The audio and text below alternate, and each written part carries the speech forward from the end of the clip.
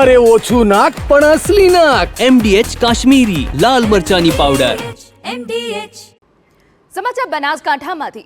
સરહદી વિસ્તારના અસરગ્રસ્તોને સરકાર ચૂકવશે કેશ ડોલ.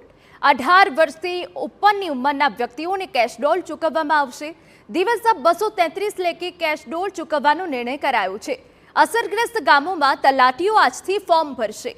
ફોર્મમાં આધાર નંબર સહિતની માહિતી એકત્ર કરી સબમિટ કરવામાં આવશે. વેરિફિકેશન થયા બાદ કેશ ડોલની રકમ સીધી લાભાર્થીઓના ખાતામાં જમા કરાવશે.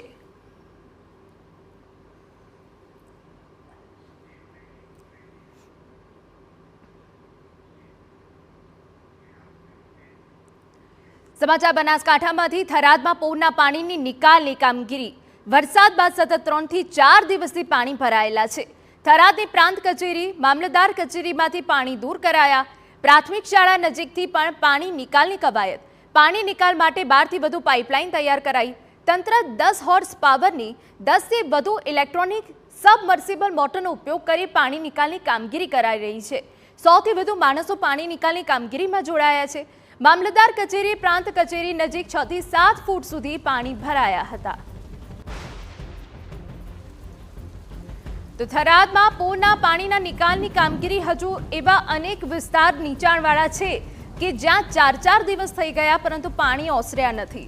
થરાદની પ્રાંત કચેરી, મામલતદાર કચેરીમાંથી પણ પાણી દૂર કરવામાં આવ્યા છે. એ સિવાય પ્રાથમિક શાળા નજીકથી પણ પાણી નિકાલની કવાયત હાથ ધરવામાં આવી છે. પાણી નિકાલ માટે 12 થી વધુ પાઇપલાઇન તૈયાર કરી છે. તંત્ર દ્વારા 10 હોર્સ પાવરની 10 થી વધુ ઇલેક્ટ્રોનિક સબમર્સિબલ મોટરનો હાલ ઉપયોગ થઈ રહ્યો છે અને પાણી નિકાલની કામગીરી કરવામાં આવી રહી છે. 100 થી વધુ માણસો પાણી નિકાલની કામગીરીમાં જોતરાયા હોવાની વિગત છે. મામલતદાર કચેરી, પ્રાંત કચેરી નજીક 6 થી 7 ફૂટ પાણી ભરાઈ ગયા, જેના કારણે લોકોને પારાવાર હાલાકી પડી રહી છે. પરંતુ નીચાણવાળા હજુ પણ એવા વિસ્તારો છે કે જ્યાં પૂરના પાણી ઓસર્યા નથી, જેના કારણે હાલાકી પડી રહી છે. અને હવે રહીને જ્યારે 4 દિવસ થઈ ગયા તે બાદ તંત્ર દ્વારા હવે પાણી નિકાલની કામગીરી કરવામાં આવી રહી છે. 100 થી વધુ કર્મીઓ પાણી નિકાલની વ્યવસ્થામાં લાગ્યા હોવાની પણ વિગતો હાલ મળી રહી છે. પ્રાંત કચેરી, મામલતદાર કચેરીની આગળ પણ મોટા પ્રમાણમાં પાણી ભરાઈ ગયું હતું, જેના કારણે અધિકારી અને ત્યાંના કર્મચારીઓને તકલીફ પડી રહી હતી. એ સિવાય પ્રાથમિક શાળાની બહાર 2 થી 3 ફૂટ સુધી પાણી ભરાયેલા છે, જેનાથી પણ રોગચાળો ફેલાવાનો ભય રહે છે. ત્યારે થરાદમાં જે ભયંકર પૂર આવ્યું હતું તે બાદ હવે પાણી નિકાલની કામગીરી કરવામાં આવી રહી છે, જેના દ્રશ્યો અમે આપને બતાવી રહ્યા છે. 4 દિવસથી પાણી ભરાયેલા છે.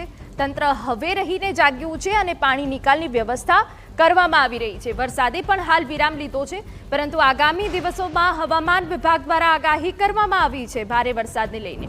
ત્યારે અમારા સંવાદદાતા દિનેશ ઠાકોર વધુ વિગતે વાત કરવા જોડાયા છે. દિનેશ, પૂરી વિગત. બનાસકાંઠાના થરાદની અંદર જ્યારે 7 ની 8 તારીખે પડેલા વરસાદના કારણે 5 થી 6 ફૂટ સુધી પાણી ભરાયા હતા. 4 થી 5 દિવસથી વરસાદના પાણી ભરાયેલા રહ્યા છે, તેને લઈને તંત્રએ કામગીરી હાથ ધરી છે. જે પાઇપલાઇન દ્વારા થરાદથી દૂર 1 કિલોમીટર સુધી પાણી બહાર નીકાળવામાં આવશે. તેના માટે કરીને 12 થી વધુ પાઇપલાઇન ને 10 થી વધુ મોટરો, ઇલેક્ટ્રોનિક મોટરનો ઉપયોગ કરવામાં આવશે અને 100 જેટલા લોકો જોડાયા છે પાણી નિકાલની કામગીરી માટે. જી બિલકુલ, આભાર તમામ વિગતો બદલ. તો પાણી નિકાલ માટે 12 થી વધુ પાઇપલાઇન દ્વારા હાલ આ પાણી નિકાલની કામગીરી કરવામાં આવી રહી છે.